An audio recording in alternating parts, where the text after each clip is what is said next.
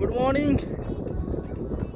आज है 24 मई 2025 सैटरडे। एक नए ब्लॉग के साथ आज सुबह नॉर्मल टाइम पे जॉगिंग के लिए निकल गया और आज एक नया माइलस्टोन कंप्लीट किया जो कि आ गया, जो कि आप देख पा रहे हैं।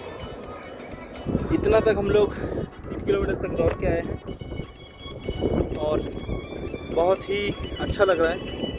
फीलिंग वेल जब आप कोई छोटा सा माइलस्टोन अचीव करते हो, जैसा लगता है फिर जॉगिंग का भी सेम रूल है। अगर आप कुछ नए अचीव करते हो तो आपको बहुत अच्छा लगता है।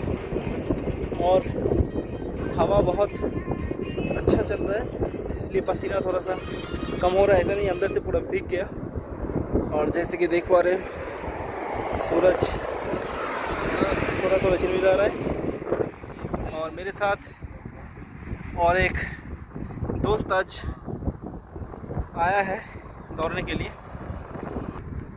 और मेरे साथ आज एक दोस्त जॉगिंग के लिए आया है, ज्वाइन किया है। Welcome to Hariom Mishra. Hi sir. तो ये भी आज लगभग 3 किलोमीटर दौड़ जो है कंप्लीट किया और पहले अटेम्प्ट में ये पास हो गया। मतलब इसके अंदर स्टेमिना बहुत ज़्यादा है, स्टेमिना की कोई कमी नहीं होगा। और अच्छा लग रहा है। जैसे हम लोग अगर अकेले में आते हैं तो थोड़ा सा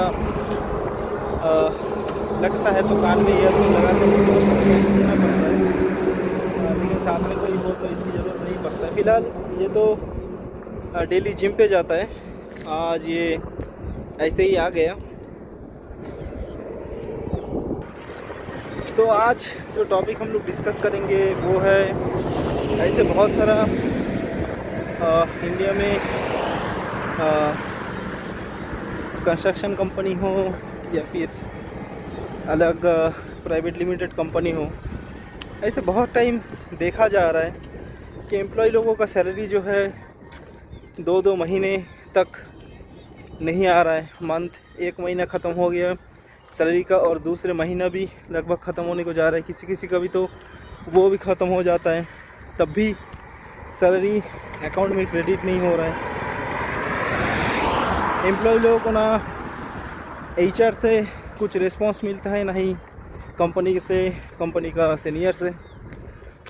तो मुझे पता नहीं कंपनी क्या एम्प्लॉय के बारे में क्या सोच रखती है, या फिर हो सकता है कंपनी को ज़रूर कुछ प्रॉब्लम हो सकता है कि इसके मतलब ये नहीं है जो एम्प्लॉय उनके साथ काम कर रहा है, अगर इतना सैलरी डिले होगा तो उनका घर कैसे चलेगा, ये भी कंपनी को सोचना चाहिए। क्योंकि कंपनी के पास पैसा कमाने के लिए एक प्रोजेक्ट या फिर एक काम नहीं रहता है। वही दूसरी तरह के एक एम्प्लॉय के पास सोर्स ऑफ इनकम ज़्यादातर टाइम पे एक ही होता है। तो उससे उसका घर परिवार चलता है, उसका ईएमआई चलता है, मेडिसिन चलता है, उसके खाने पीने का खर्चा चलता है, एवरीथिंग चलता है उससे।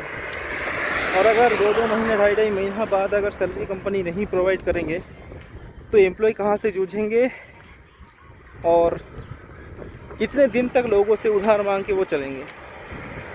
ये कंपनी को सोच रखना चाहिए कि एक डेडिकेटेड टाइमलाइन हो सैलरी देने की, तो उसी टाइम के अंदर अगर सैलरी प्रोवाइड कर दिया जाए तो एम्प्लॉय अगर दूसरे किसी से उधार भी ले रहा है तो उसको भी डेडलाइन टाइम बता पाए कि हाँ भाई इतना तारीख में ये जो पैसा है ये उनको लौटा दिया जाएगा।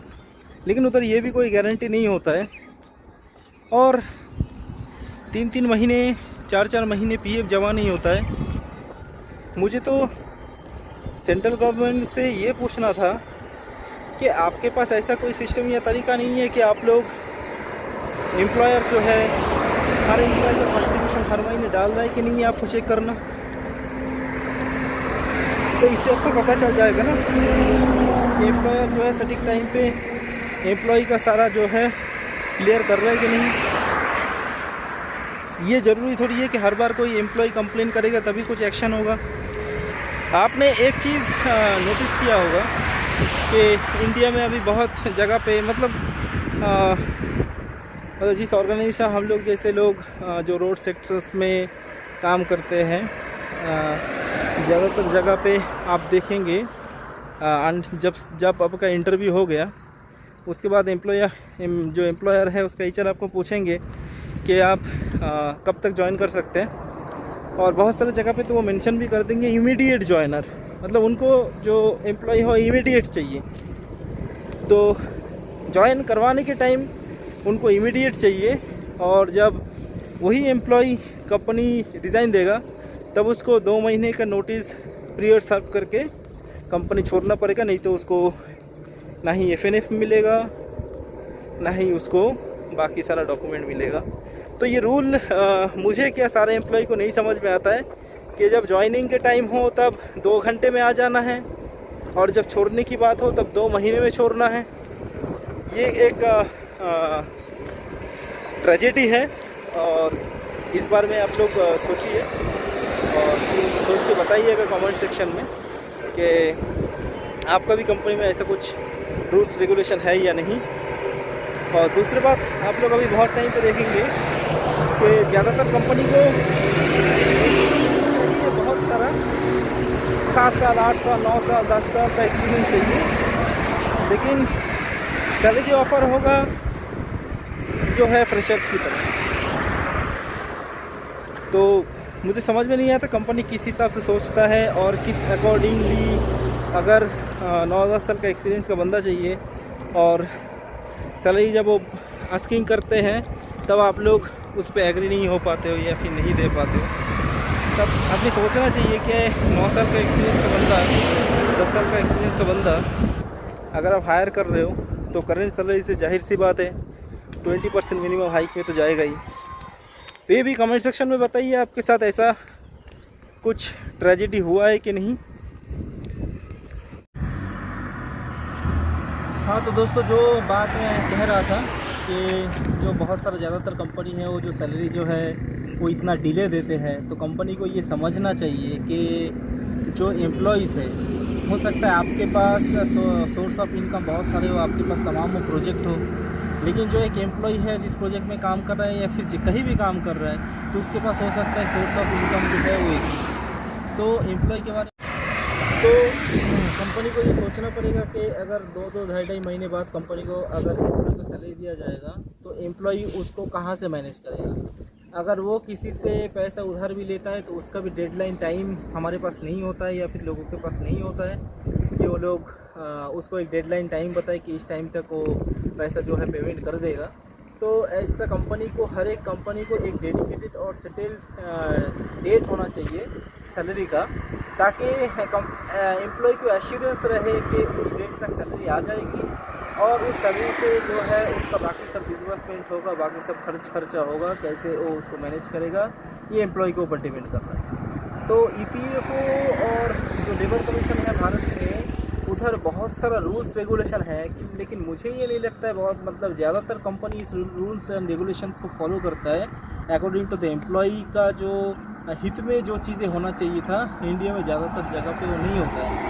तो जो है, और ईपीएफओ जो है मैं पहले ही बता चुका हूँ कि उसका अगर पीएफ अमाउंट पीएफ जो है वो हर महीने एंड होते ही या फिर कुछ टाइम पीरियड में अगर जमा नहीं होता है तो फिर ईपीएफओ को भी, एम्प्लॉय प्रोविडेंट फंड ऑर्गेनाइजेशन को भी सोचना चाहिए कि अगर एम्प्लॉयर जो है उसका पीएफ सटीक टाइम पे अगर उसका पीएफ अकाउंट में जमा नहीं कर रहा है तो सैलरी कहाँ से दे रहा है।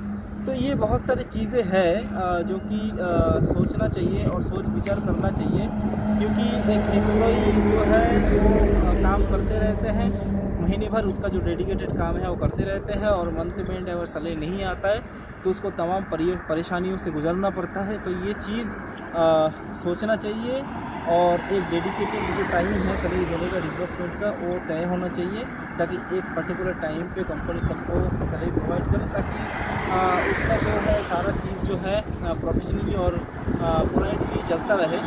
तो आज का टॉपिक यही है, ये देखे हैं, और इवन कभी कभी हम लोग भी ये चीज़ फेस करते हैं। तो आज ये वीडियो बनाने का जो मकसद है वो यही है, और ये वीडियो को जितना हो सके शेयर कीजिए, लाइक कीजिए, कमेंट्स कीजिए और अपने दोस्तों के साथ शेयर कीजिए जिनके साथ ऐसे हो रहा है, या फिर टैग कीजिए। तब तक के लिए गुड बाय।